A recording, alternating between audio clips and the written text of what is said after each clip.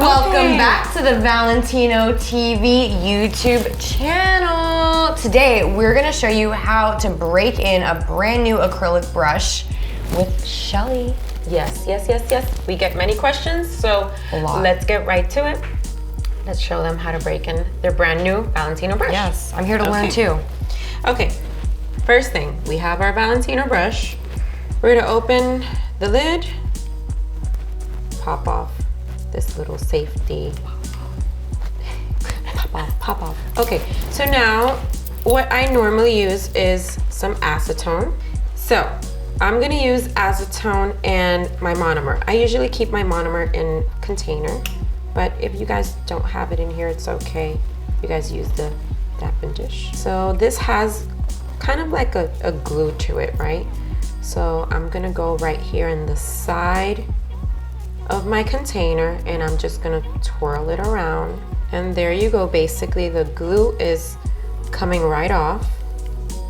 Okay, so the acetone's breaking down the glue in the brush. Yes. Got it. So now I'm gonna wipe, put it again. I'm gonna make sure that everything is off. When I see it separate like this, it still means I still have a little bit of it left.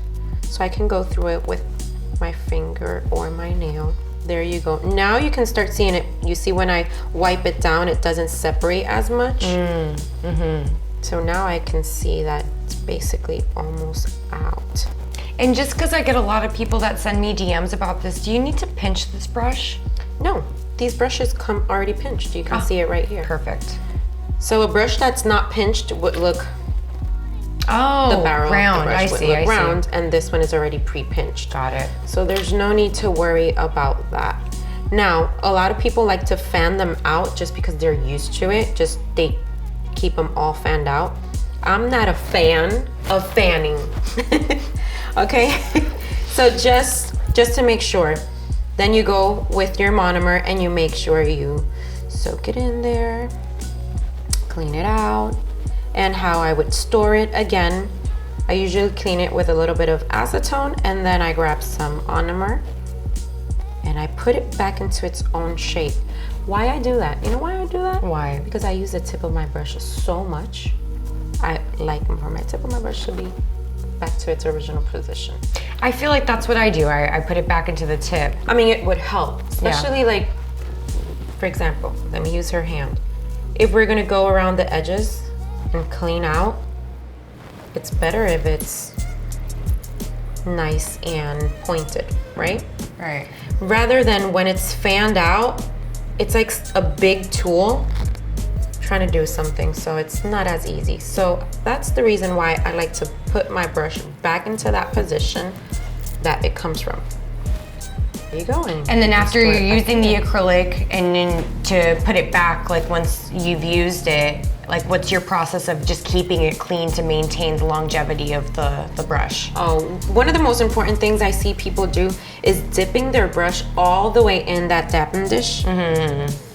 We should not have the dappen dish full all the way to the top. Okay. Because when you dip in your brush, you're gonna touch the barrel. Now touching the barrel here will leave monomer or acetone. If you're cleaning it with acetone, it will leave it inside of the barrel, causing a little bit of erosion, like rustiness. And it's gonna start transferring that yellowish tint to your acrylic, to the nails. And a lot of people are like, oh, my clear looks yellow, or my cover looks yellow. It's because it's being transferred from your brush. So make sure, cleaning wise, and when we're using the monomer, don't overflood. Okay. Very important. So I just clean with a little bit of acetone. Make sure it's nice and moist with monomer, and you're good to go. Good to go. Well, thank you so much for sharing your brush techniques. My little tips. Little tips for the brush. Yes.